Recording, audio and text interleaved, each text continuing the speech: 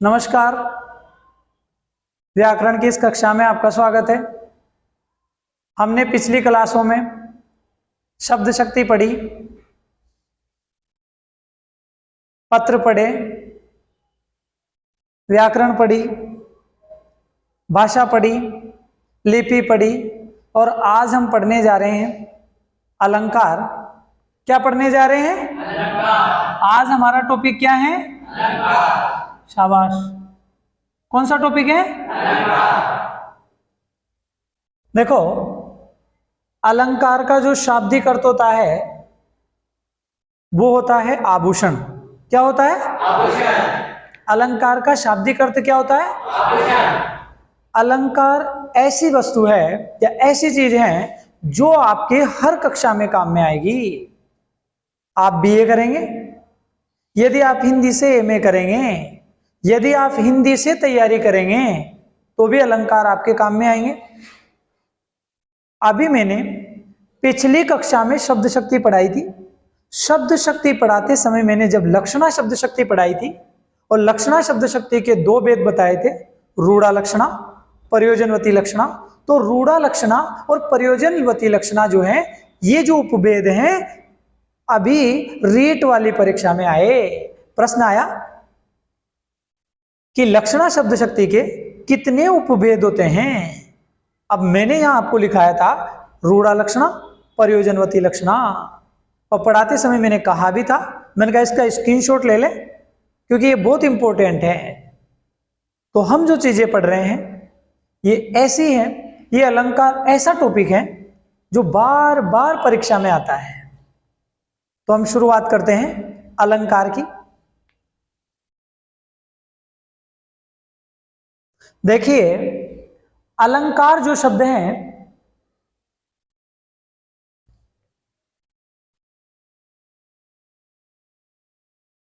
अलंकार का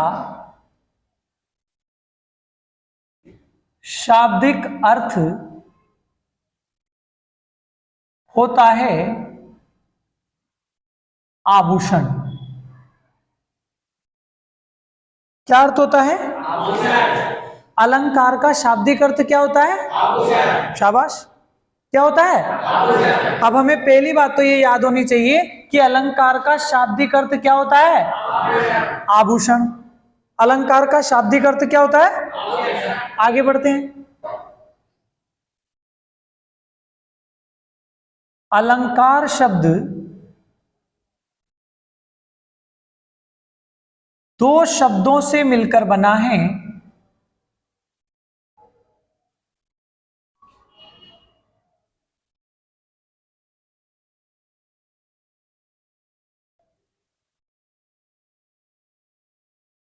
अलम धन कार। कितने शब्दों से बना है? दो शब्दों से। अलम धन कार। अलम का शाब्दिक अर्थ, शाब्दिक अर्थ होता है भूषित और कार का शाब्दिक अर्थ होता है करने वाला। क्या होता है? करने वाला। अलम का अर्थ क्या होता है? भूषित। देखिए, डरिए मत, पढ़ाई में किसी चीज की शर्म नहीं होती। अलम का शाब्दिक अर्थ क्या होता है? भूषित। और कार का शाब्दिक अर्थ क्या होता है? करने वाला। कार का शाब्दिक अर्थ क्या होता है? करने वाला। अच्छा, अलंकार शब्द कितने शब्दों से मिलकर बना है? दो। अलम और अलम और अलम और अलम का अर्थ क्या होता है? Very good. और कार का अर्थ होता है करने वाला। अब देखिए यहां, अर्थात भूषित करने वाले को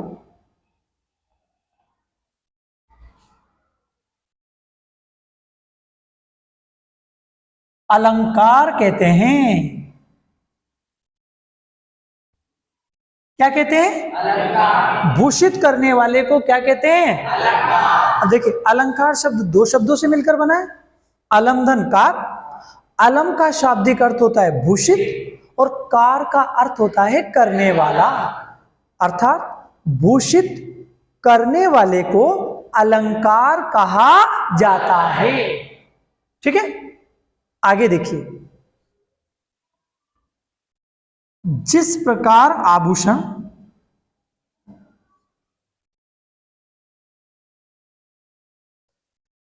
अच्छा, अलंकार का जो शाब्दिक अर्थ होता है वो क्या होता है? शाबाश। जिस प्रकार आभूषण स्त्री के सौंदर्य में वृद्धि कर देते हैं,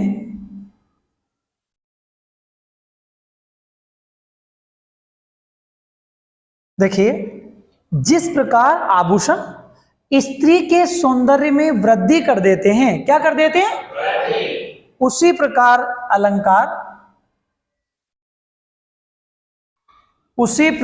अलंकार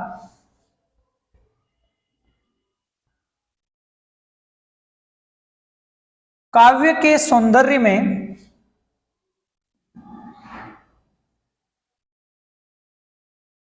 वृद्धि कर देते हैं। किसके सौंदर्य में?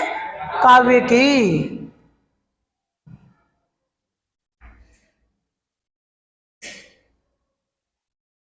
काव्य के सौंदर्य में क्या कर देते हैं? वृद्धि।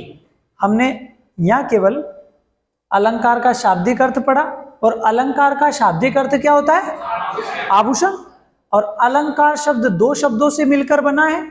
कौन कौन से दो शब्द हैं? अलम धन कार, अलम धन कार। और अलम का शाब्दिक अर्थ क्या होता है? भूषण। और कार का शाब्दिक अर्थ? जिस प्रकार आभूषण स्त्री के सौंदर्य में वृद्धि कर देते हैं, किसके सौंदर्य में? उसी प्रकार अलंकार काव्य के सौंदर्य में वृद्धि कर देते हैं। उसी प्रकार अलंकार काव्य के सौंदर्य में वृद्धि कर देते हैं। किसके सौंदर्य में? तो हमने यहां अलंकार जो शब्द है किन किन शब्दों से मिलकर बना है ये पढ़ा, परिभाषा समझी, उदाहरण सहित इसको समझा। अब हम आगे बढ़ेंगे।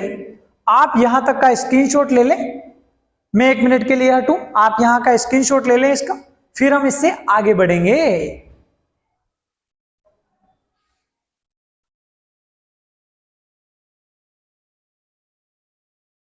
ठीक है, तो अब हम आगे बढ़ते हैं। हमने अलंकार शब्द का जो है ये दो शब्दों से मिलकर बना है ये पढ़ा, दोनों के अर्थ पढ़े, इसके बाद उदाहरण सहित परिभाषा को समझा। अब हम आगे बढ़ते हैं। अलंकार के प्रकार। अलंकार 3 प्रकार का होता है। कितने प्रकार के होते हैं? शाबाश। अलंकार कितने प्रकार के होते हैं? 3 प्रकार के। कितने प्रकार के होते हैं? 3 प्रकार के। अब इन तीनों प्रकारों को हम अच्छे से सीखेंगे। क्या पता परीक्षा में यही पूछ लिया जाए कि शब्द अलंकार किसे कहते हैं, अर्थालंकार किसे कहते हैं, उभय अलंकार किसे कहते हैं। इसलिए हम तीनों को अच्छे से पढ़ेंगे। अब देखिए, हम पढ़ रहे हैं अलंकार के प्रकार। क्या पढ़ रहे हैं?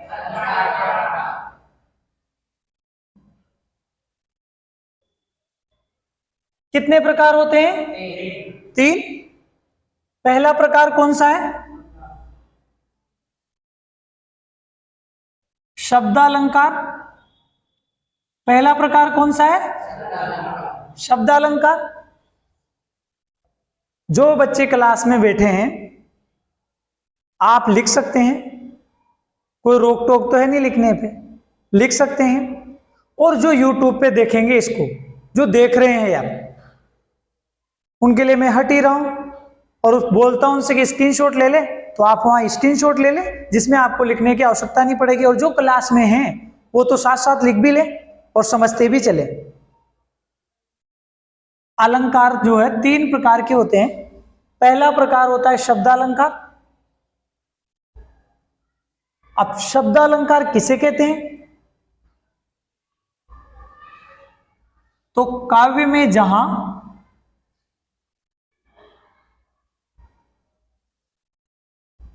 शब्दों के कारण, काव्य में जहां शब्दों के कारण सौंदर्य या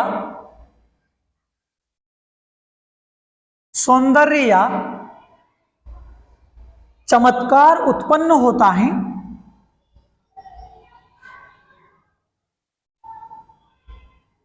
चमत्कार उत्पन्न होता है, उसे शब्दालंकार कहते हैं।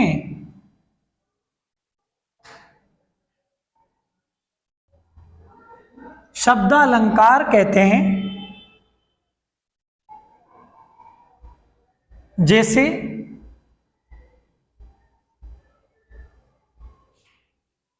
अनुप्रास, पुनरुक्ति प्रकाश,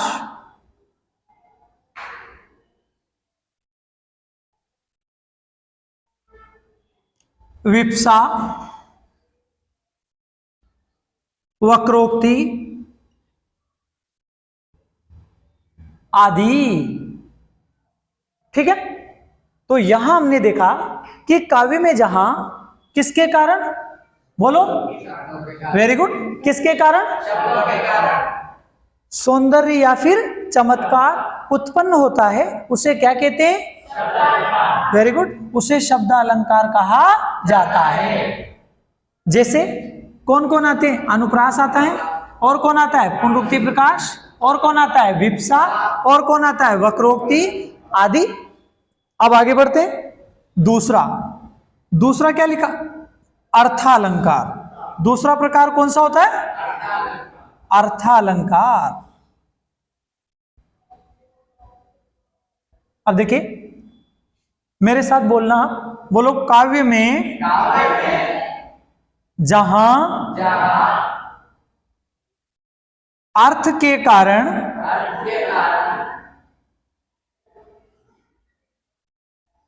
सौंदर्य या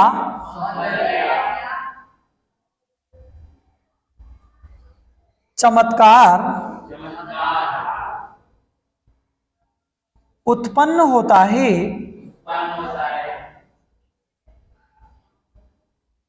उसे क्या कहते हैं, शाबाश, उसे अर्थालंकार कहते हैं। क्या कहते हैं उसे, ठीक है। जैसे अब यहां देखो आप, यहां अर्थ के कारण होगा इसलिए इसे अर्थालंकार कहा जाएगा। यहां शब्द के कारण सौंदर्य या चमत्कार उत्पन्न होगा इसलिए इसे शब्दालंकार कहा जाएगा। यहां अर्थ के कारण होगा इसलिए इसे अर्थालंकार कहा जाएगा। जिन्हें पढ़ाई करनी रहती है ना, उन्हें गर्मी नहीं लगती, और जो टाइम पास करने आते हैं उन्हें गर्मी भी लगती है, उन्हें पढ़ते समय प्यास भी लगती है, उन्हें हर प्रकार की समस्या पैदा होती है। जिन्हें टाइम पास करना है, जिन्हें पढ़ना है, उन्हें ऐसी चीजें कभी नहीं होती, उनका ध्यान केवल पढ़ाई पे होता है। और जिनको टाइम पास करना है वो तो भाई साहब हर प्रकार करेंगे, मुझे वहां जाना है सर, मुझे वहां जाना है, मुझे ये करना है, उनको तो केवल टाइम पास करना है। और याद रखें, मेरा एक ही वसूल है, मैं हर बार हर क्लास में कहता हूं बच्चों से कि मायने ये नहीं रखता कि हमने कितना पढ़ा है, मायने ये रखता है कि हमने कितना सीखा है।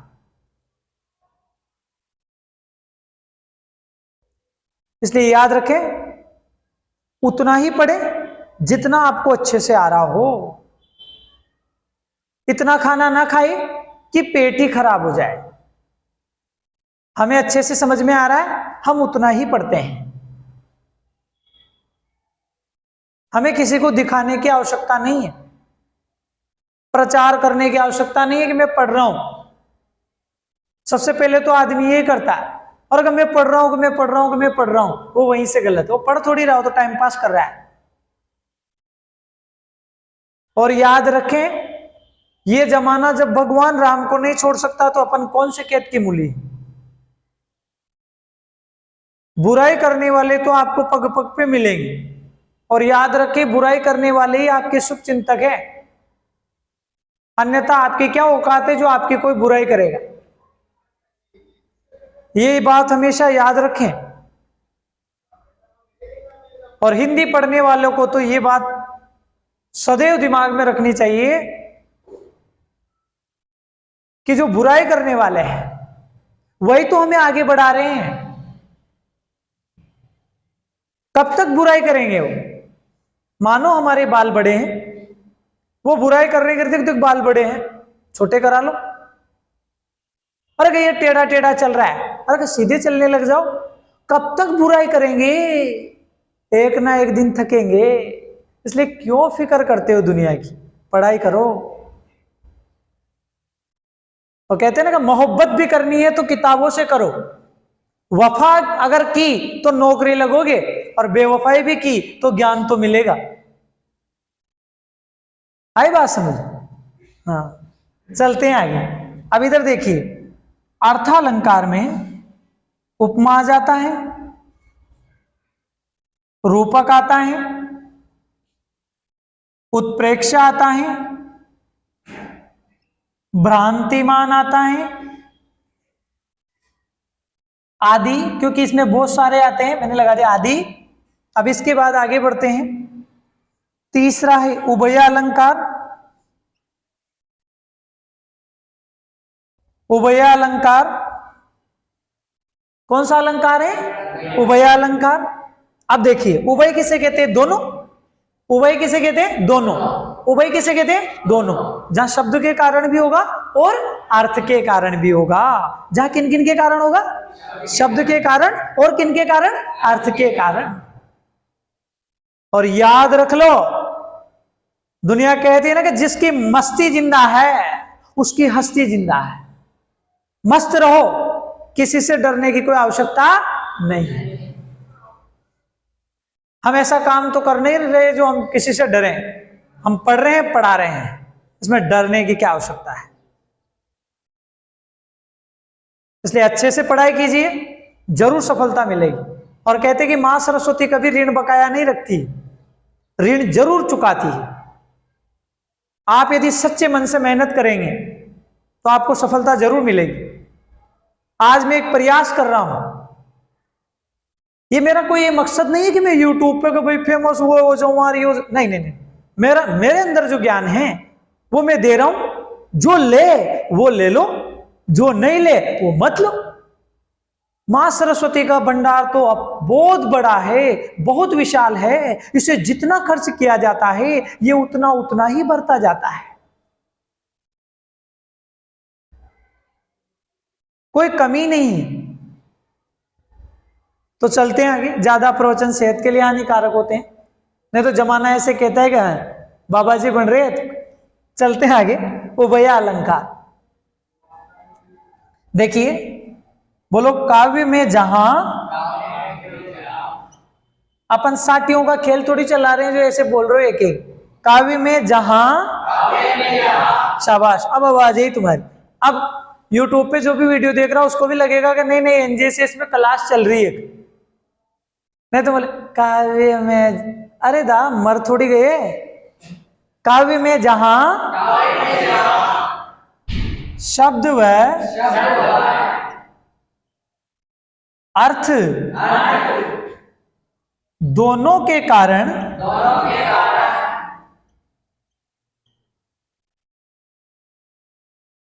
सौंदर्य या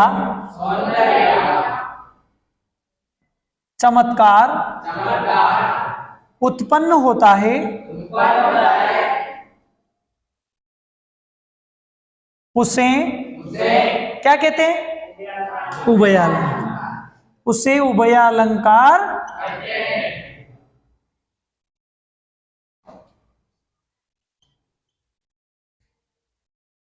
जैसे अब इधर देखना ध्यान से, श्लेष आएगा यहां। कौन सा आएगा?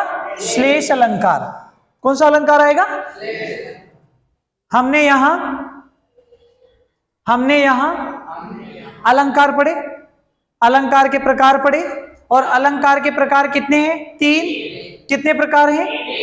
पहला कौन सा है? शब्द अलंकार। दूसरा कौन सा है? शाबाश।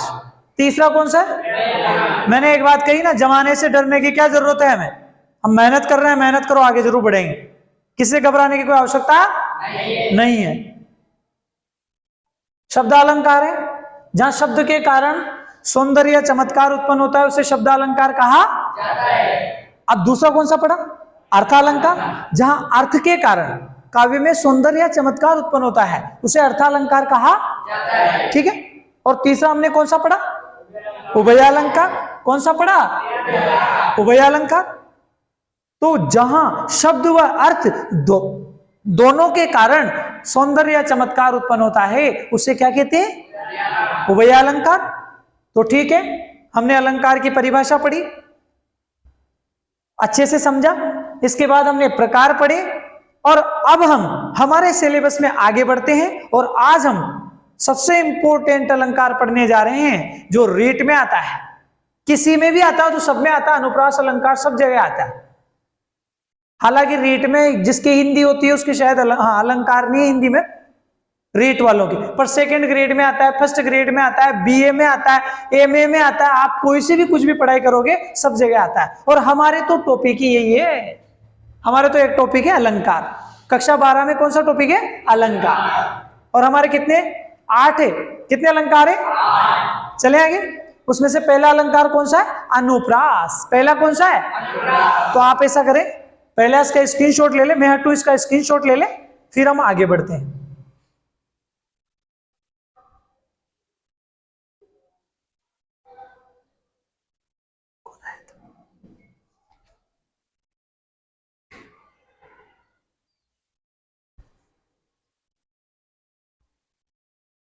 ठीक है, तो अब आगे बढ़ते हैं। हमारे सिलेबस के अनुसार हमारा जो पहला अलंकार है उसका नाम है अनुप्रास।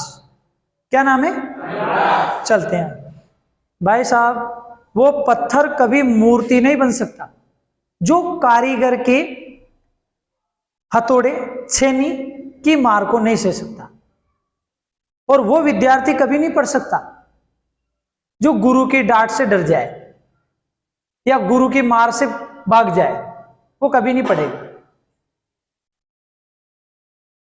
इसलिए आप विद्यार्थी हैं, विद्या का अध्ययन करने वाले हैं, तो उसी हिसाब से पढ़ें। ऐसा नहीं कहो मेरे को कैसे डांट दिया, मेरे को तो डांट कैसे दिया। वर्तमान में हो ही ये रहा है, यूरिया की ब्रांड आ रही है आजकल। लड़के भले टीचर हो ना, टीचर थोड़ा सा डांट क्या दे लड़के का, कैसे डांट कैसे दिया। मिलना कभी अकेले, देखते हैं आप। तो चलते हैं, पहला जो अलंकार है वो कौन सा चलेगा अपना? अनुप्रास। कौन सा चलेगा? अनुप्रास।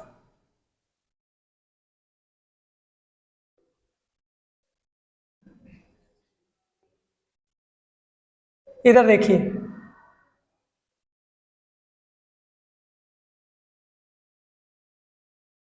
पहला अलंकार कौन सा है? मेरा साथ देना है केवल आप, जिसमें अपन आगे बढ़ेंगे।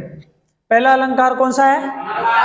अनुप्रास। अब यहां देखो, इसको याद कैसे रखना है। अपन को हार्ड वर्क नहीं करना है, अपन को स्मार्ट वर्क करना है। तरीके से चलना है, देखना कैसे, ध्यान दो। यहां देखो क्या लिखा रहा है? अ। अनुप्रास में पहला अक्षर क्या है? अरे बोल तो सकते हो ना। अनुप्रास में पहला अक्षर क्या है? Very good. अब इधर देखो, इसको याद कैसे रखोगे? ऐ दिख रहा है, ऐसे मतलब होता है आवृत्ति। क्या याद रखोगे? आवृत्ति। इसकी परिभाषा हो जाएगी, जहां वर्णों की आवृत्ति होती है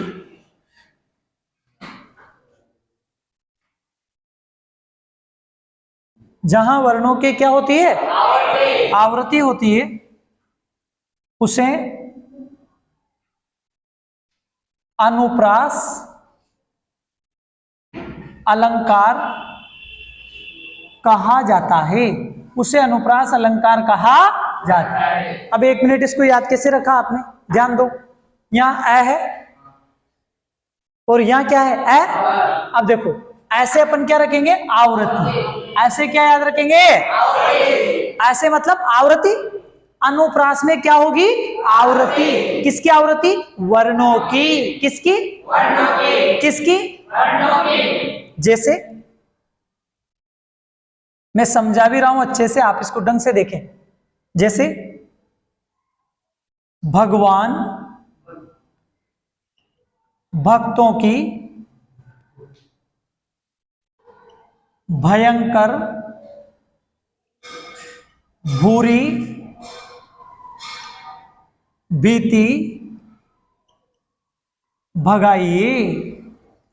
अब हमने परिभाषा में जब परिभाषा सीखी तो मैंने बताया कि यह ऐसे याद रखना, आवृत्ति। ऐसे क्या याद रखना, आवृत्ति। जहां वर्णों की आवृत्ति होती है, जहां वर्णों की क्या होती है, आवृत्ति, उसे अनुप्रास अलंकार कहा जाता है। ठीक। जैसे अब यहां देखो, यहां किसकी आवृत्ति हो रही है, भ की। किसकी हो रही है, ढंग से देखें, ढंग से देखें भैया। ये मोबाइल ला तो इसका, मोबाइल ले इसका। ये सोच रहा होगा ये यूट्यूब पे पढ़ा रहे हैं जो ये बोलेंगे नहीं, मोबाइल लेके आ जाए इसका, क्लास में से मोबाइल ला इसका, इधर लिया। धर्मशाला थोड़ी स्कूल है। ये सोच रहा है यूट्यूब पे बोल रहे होंगे सर जो ये मेरा मोबाइल थोड़ी, ला मेरे को दे दे मोबाइल, ला के ला। ऐसे ऐसे लोग आते हैं, देखो आप लोग मोबाइल लेके आए, पढ़ने आएंगे, ये पढ़ रहे हैं। यहां किसकी आवृत्ति हो रही है, भ की। ये भ है, ये भ है, ये भ है, ये भ,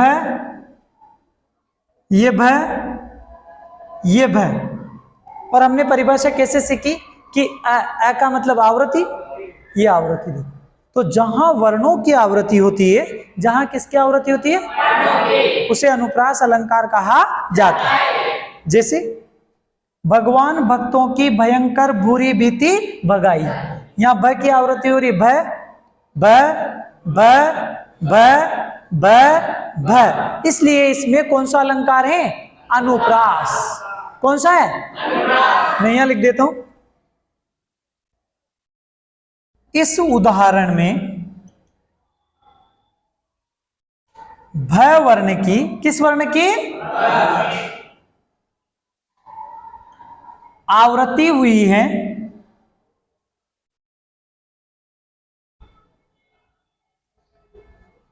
इसलिए इस उदाहरण में